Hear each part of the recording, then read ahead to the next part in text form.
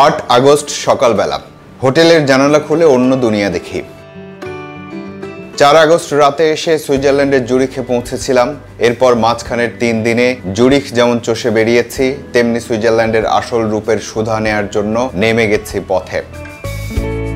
চলতে চলতে দেখেছি অপরূপ ঝর্ণা রাইন ফলস। সময় আনন্দময় ও রোমাঞ্চকর। মেঘের চাদরে ঢাকা পাহাড়ের চূড়ায় কখনো কখনো রোদের ঝিলিক দেখি, কখনো দূরের ঝর্ণা হাতছানি দিয়ে বলে কাছে আয়।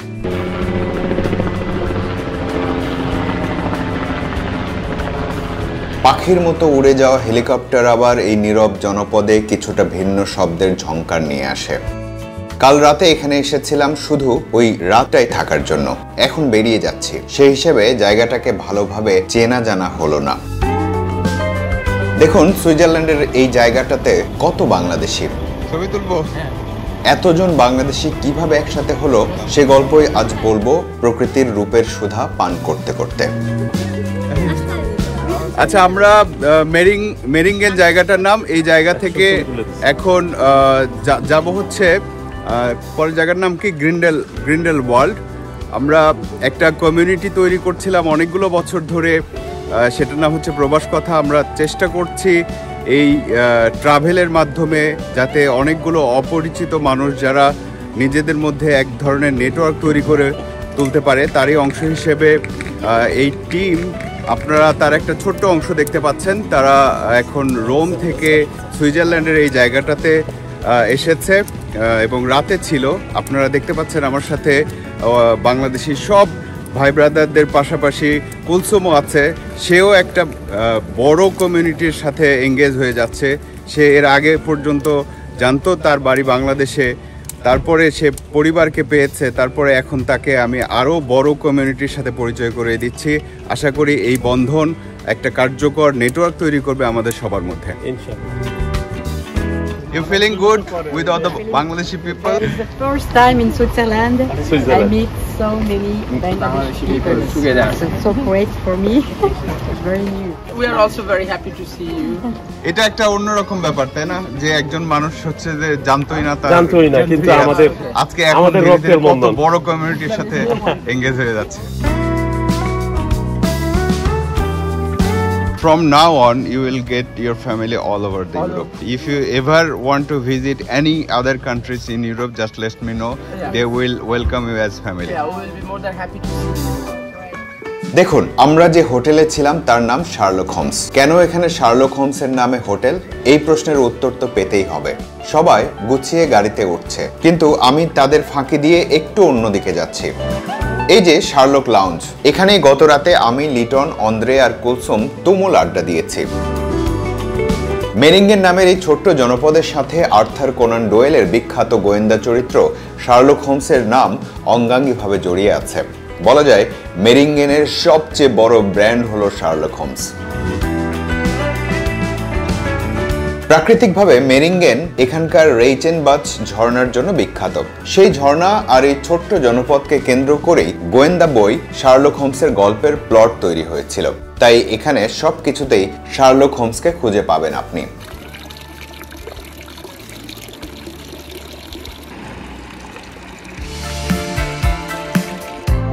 মেরিঙ্গু নামে এক ধরনের মিষ্টি জাতীয় খাবার আছে যা ইউরোপের বেশ কয়েকটি দেশে খুব জনপ্রিয়। সেটার উৎপত্তিও নাকি এখানেই। এখানে আপনি শার্লকের নামে সেই মেরিঙ্গুও পাবেন।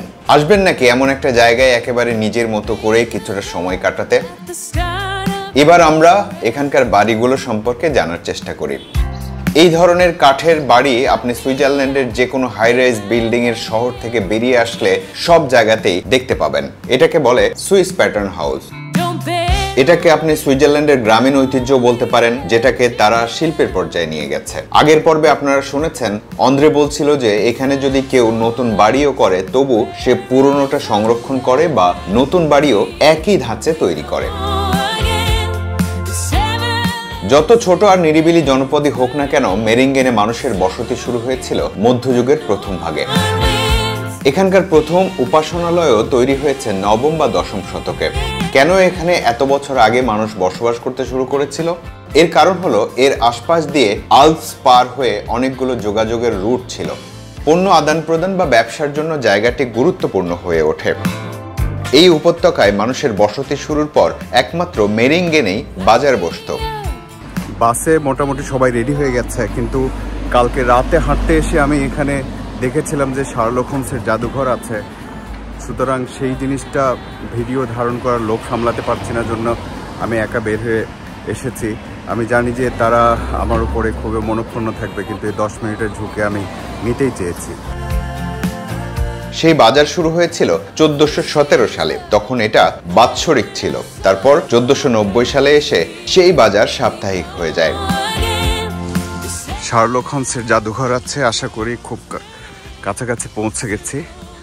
একটু দ্রুত করতে হচ্ছে কারণ সবাই অপেক্ষা করবে আমার জন্য, কিন্তু আমি এটা না দেখে বা এটার ভিডিও না ধারণ করে যেতে চাই না। এই যে বাম পাশে লক্ষ্য করুন, এটাই হলো শার্লক হোমস জাদুঘর। জাদুঘরে প্রবেশ করার সময় পাবো না, কিন্তু কিছুটা ধারণা নিয়ে যেতে চাই। এখানে কি জনাব শার্লক হোমস বসে আছে? হ্যাঁ, এটা তার হচ্ছে ট্রেডমার্ক সাইন।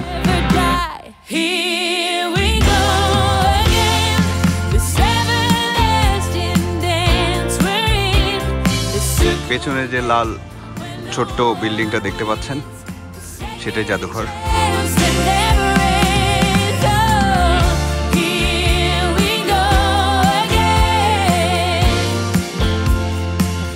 চলুন জাদুঘরের একটু কাছাকাছি যাওয়া যাক। এটা একটা আলাদা বিষয়ের ভাস্কর্য। এটার নাম হচ্ছে the king of the guides, আর এই হলো শার্লক হোমস জাদুঘর।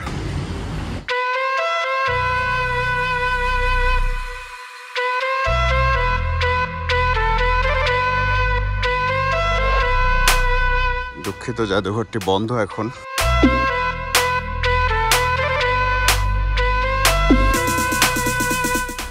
এবার তাহলে ফিরে যাওয়া যাক, না হলে সবাই আমাকে মার দিয়ে বসতে পারে।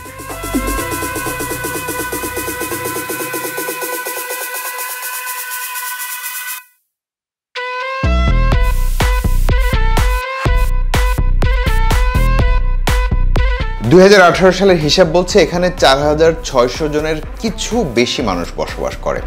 গত 4 বছরে সেটা 5000-এ পৌঁছেছে কিনা আমার সন্দেহ আছে। কিছু তথ্য আমার কাছে খুব ইন্টারেস্টিং মনে হয়েছে। 2000 থেকে 2010 সাল, এই 10 বছরের হিসাব বলছে এখানে জনসংখ্যা 2.1% হারে কমেছে। এর কারণ দুটি, কিছু মানুষ অন্য জায়গায় চলে গেছে, আর বড় কারণ হলো বয়োবৃদ্ধদের মৃত্যু হয়েছে। এত ছোট্ট একটা গ্রাম, কিন্তু তারপরও 6টির মতো ভাষা চলে এখানে। এখানকার বেশিরভাগ মানুষ কথা বলে জার্মান ভাষায়, প্রায় 2.5% মানুষ সার্বো ক্রোয়েশিয়ান ভাষায় কথা বলে। তারপর কয়েকজন পর্তুগিজ বলে, কয়েকজন ফ্রেঞ্চ বলে, কয়েকজন ইতালিয়ান বলে, আর 1-2 জন রোমাঞ্চ ভাষায় কথা বলে। দেখুন কি অপরূপ জায়গা। সবাই বলছে যে এটা তেমন সুন্দর জায়গা না, কিন্তু আমি বুঝলাম না এর চেয়ে বেশি সুন্দর জায়গা কি হতে পারে। তাই সবাইকে ফাঁকি দিয়ে মোটামুটি 10-15 মিনিটের মধ্যে এই শার্লক হোমসের শহরে, এই অসাধারণ প্রাকৃতিক সৌন্দর্য শহরে চক্কর দিয়ে এসেছি। এটা ছাড়া আমার আর কোনো উপায় ছিল না।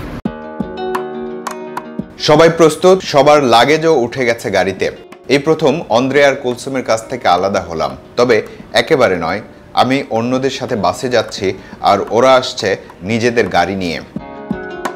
যাত্রা শুরু হলো পরবর্তী গন্তব্যের উদ্দেশ্যে। কেমন আছেন? আলহামদুলিল্লাহ। কি ঘুম হয়েছে? ভালোভাবে খেয়েছেন? আমি কি কাউকে গালি দিয়েছি? আচ্ছা, তো যাই হোক, তো আজকে এখন আমাদের আজকের কি দিন? আজকে কি দিন?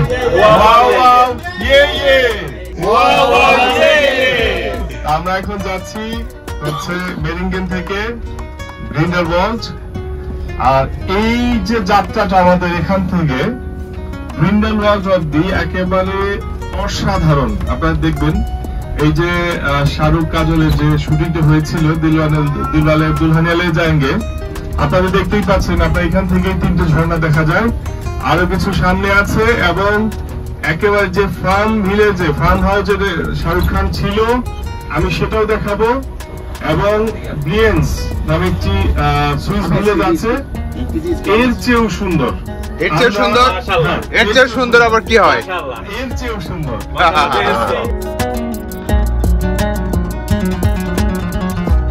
শার্লক হোমসের একটা অনেক সময় কেটেছে, খুবই গুরুত্বপূর্ণ সময় কেটেছে এই ভিলেজে, এই সুইস ভিলেজে। আচ্ছা, আমি যদি তার চেয়ে বেশি সময় এখানে কাটাই, আমার নামে মিউজিয়াম হবে? হতেই পারে।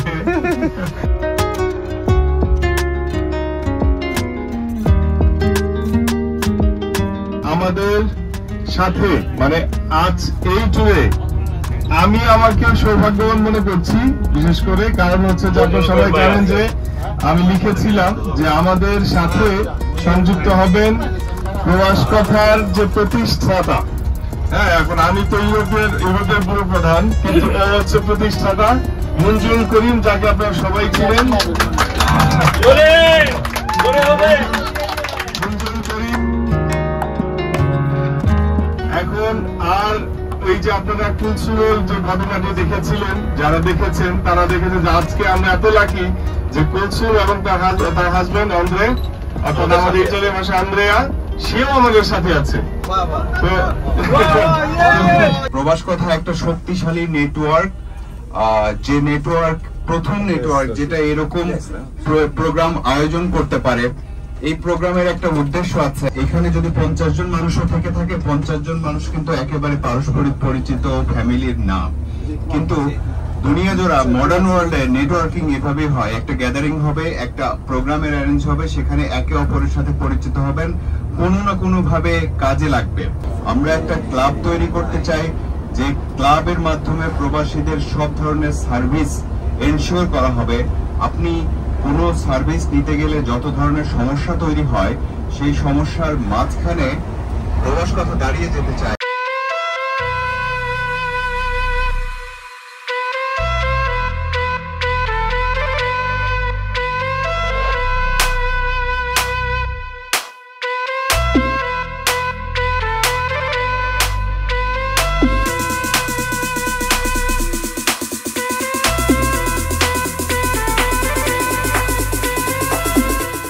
সুইজারল্যান্ড হচ্ছে পৃথিবীর একমাত্র দেশ যেখানে আপনি গরু গাভী ভাড়া নিতে পারেন। আপনি রেন্ট নিয়ে আপনি ইচ্ছা মতো দুধ খাবেন, তারপর আবার চুক্তি শেষ আপনি গরু দিয়ে যাবেন। বাহ বাহ বাহ বাহ বাহ, আমি বাংলাদেশে একটা রেন্ট নিয়ে যেতে চাই।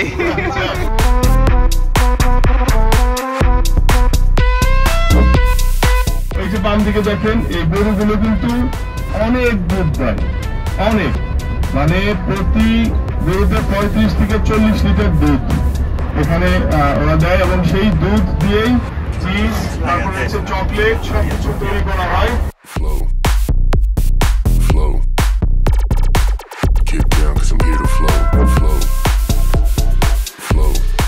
এই যে এখন আমরা সামনে যে স্টেশনটা দেখবো, এখানেই দুলহানিয়া জাহাঙ্গীর শুটিংটা হয়েছিল। এই যে সামনে দেখবেন, বাম দিকে দেখতে পাচ্ছেন সামনে স্টেশন, আমরা এদিকেই যাব। ওখানে শাহরুখ খান কাজলের জন্য যে দাঁড়িয়েছিল, তো এই সেই স্টেশন।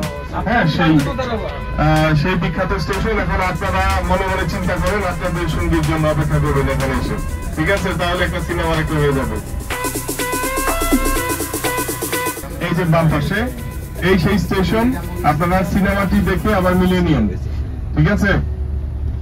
তো এখন আমরা যাচ্ছি সামনে যে ফার্মে শাহরুখ খানকে মানে রাখা হতো, যেখানে শুটিং হয়েছে, সেই ফার্মটি আমরা দেখাবো।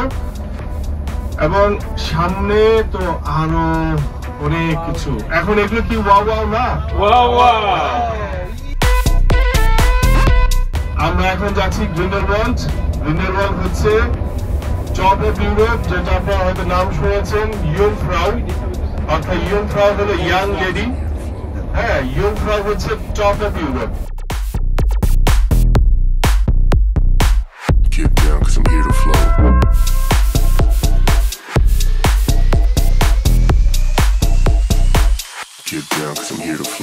দেখুন যে আমরা এই এলাকাটা সবগুলো, এটা কিন্তু সুইস ভিলেজ না, এটা হচ্ছে আপনার ফ্যাক্টরি এরিয়া, অর্থাৎ ন্যাচারাল, এই যেটা বললাম যে গরুর দুধ দিয়ে এখানে চিজ, চকলেট সবকিছু করে, এবং এই যে সবুজ ঘাসগুলো এখানেই ঘাস খাচ্ছে, এখানেই দুধ দিচ্ছে এবং এখানেই প্রক্রিয়াজাত হচ্ছে। এই এরিয়াটা এই বেঞ্চ পর্যন্ত এখানে এইগুলি হচ্ছে। এই যে গরুগুলো দেখেন, এবং এখানে গরুগুলো দেখবেন বেশিরভাগই হচ্ছে গাভী, ঠিক আছে? আপনারা দেখতে পাচ্ছেন ডান দিকে দেখুন, সব গাভী, সব এগুলো বেশিরভাগই হচ্ছে গাভী।